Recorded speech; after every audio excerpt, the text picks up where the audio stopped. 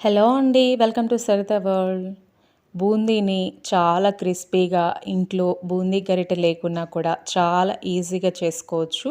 ఎవరైనా సరే చాలా కష్టం అనుకున్న వాళ్ళు కూడా ఒక్కసారి వీడియో చూసి ట్రై చేయండి. ముత్యాల్లాంటి రౌండ్‌గా క్రిస్పీగా ఉండే బూందీ అనేది మీరు బూందీ గరిటె లేకుండా ఎలా చేసుకోవాలో ఇలా ట్రై చేయండి. చాలా బావుంటుంది. దీనికోసం ఫస్ట్ ఒక గిన్నె తీసుకొని దాంట్లోకి 2 కప్పుల శనగపిండి వేసుకుంటున్నాను. ఇది పావు కేజీ ఉంటుంది.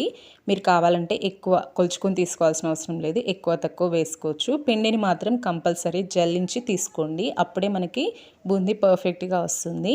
దీంట్లోకి ఒక అర స్పూన్ ఉప్పు వేసుకోండి. ఉప్పు వేసుకోవడం వల్ల కొంచెం టేస్టీగా ఉంటుంది బూందీ తినేటప్పుడు. అలాగే ఒక చిటికెడు వంట సోడా వేసుకోండి. పావు కేజీకి వచ్చి చిటికెడు వేసుకుంటున్నాను. మీరు కొంచెం కేజీ అలా తీసుకుంటే కొంచెం ఎక్కువ, దాన్ని బట్టి 4 చిటికెళ్ళు అలా వేసుకోండి. ఎందుకంటే మరీ ఎక్కువ వేసుకున్నా కూడా మనకి బూందీ కొంచెం చిల్లులుగా వస్తుంది. ఈ వంట సోడా ఎక్కువ వేసుకుంటే అందుకోసం కొంచెమే వేసి దీంట్లోకి కొద్దిగా వాటర్ యాడ్ చేసుకుంటూ చూపించే విధంగా పిండిని ఇలా కలుపుకోవాలి. మరీ లూజ్గా మరీ థిక్గా కాకుండా ఇంత మందం ఉంటే సరిపోతుంది. ఇలా కలుపుకున్న దీన్ని పక్కన పెట్టుకుని స్టవ్ ఆన్ చేసి కడాయి పెట్టి డీప్ ఫ్రైకి సరిపడా ఆయిల్ పెట్టి స్టవ్ని హై ఫ్లేమ్లో పెట్టుకోవాలి. అలాగే ఆయిల్ అనేది బాగా వేడిగా ఉండాలి మనకి బూందీ చేసుకోవడం కోసం. ఇది బూందీ గరిటె అండి. నేను ఇలా ఉంటుందని చూపించడానికి తీసాను అంతే. నేను దాంతో చేయట్లేదు. బూందీ గరిటె లేకుండా ఇలాంటి చిల్లుల గంటె అనేది ప్రతి ఒక్కరి ఇళ్ళల్లో చాలా వరకు కంపల్సరీ ఉంటుంది.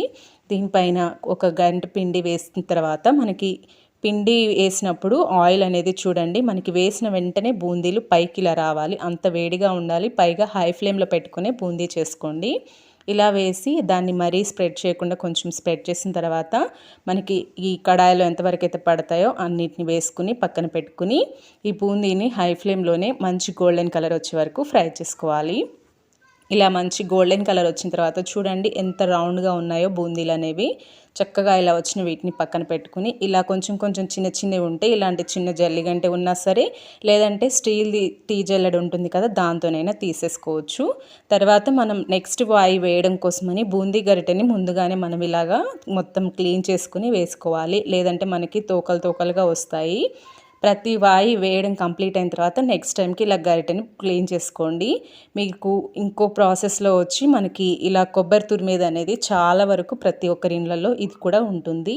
దీంతో కూడా చాలా ఈజీగా చేసుకోవచ్చు. మనకి కొంచెం పెద్దగా తురిమేది చిన్నగా తురిమేది ఉంటుంది కదా, చిన్నదానిపైననేమో బూందీ అనేది చిన్నగా వస్తుంది, పెద్దగా తురిమే దానిపైన కొంచెం పెద్దగా వస్తుంది.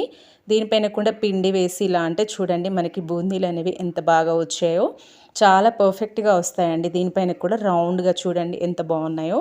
ఇలా చేసుకున్న తర్వాత దీన్ని కూడా మంచి గోల్డెన్ కలర్ వచ్చే వరకు ఫ్రై చేసుకోవాలి. బూందీ మీకు చక్కగా రౌండ్గా రావడం కోసం మెయిన్ టిప్స్ వచ్చి ఆయిల్ మనకి వేడిగా ఉండాలి, హై ఫ్లేమ్లో చేసుకోవాలి. అప్పుడే మనకి బూందీ అనేది రౌండ్గా పర్ఫెక్ట్గా వస్తుంది. ఇలా అంత బూందీ చేసుకోవడం కంప్లీట్ అయిన తర్వాత స్టవ్ని మీడియం ఫ్లేమ్లో పెట్టుకుని ఇలా ఒక గరిటె పైన కొన్ని పల్లీలు, అంటే 1 కప్పు పల్లీలు వేసుకుంటున్నాను నేను 2 కప్పుల పిండికి. కొంచెం పల్లీలు ఎక్కువ తక్కువ మీకు నచ్చినన్ని వేసుకోవచ్చు. వాటిని వేయించుకోవాలి. అలాగే ఒక 4-5 వెల్లుల్లి రెమ్మల్ని కొంచెం కచ్చపచ్చగా ఇలా దంచుకుని వాటిని కూడా వేయించుకోండి.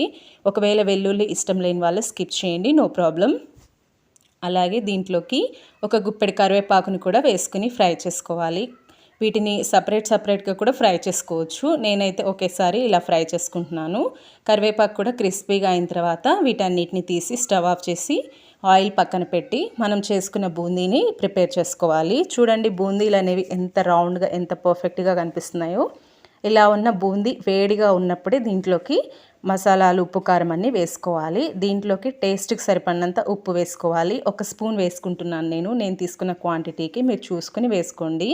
అలాగే కారం 1 స్పూన్ వేసుకుంటున్నాను. మీకు కొంచెం స్పైసీగా కావాలంటే ఇంకొంచెం వేసుకోవచ్చు. అలాగే 1 స్పూన్ ధనియాల పొడి, అర స్పూన్ జీలకర్ర పొడి కూడా వేసుకుని ఫ్రై చేసి పెట్టుకున్న పల్లీలు, కరివేపాకు, వెల్లుల్లి కూడా వేసుకుని అంతా కలిసేటట్టు ఒకసారి ఇలా బాగా కలుపుకోవాలి.